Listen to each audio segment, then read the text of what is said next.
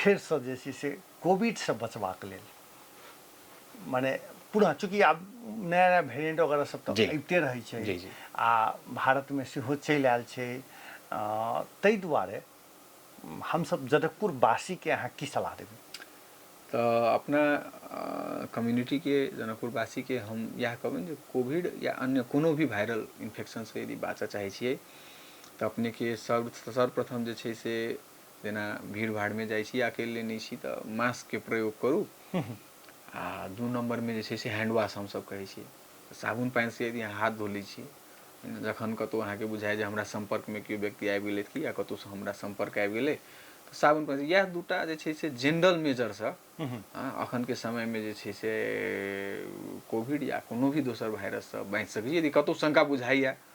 जे हम कोविड के संपर्क में आबि सकै छी तऽ इएह दूटा काज करऽ के छै।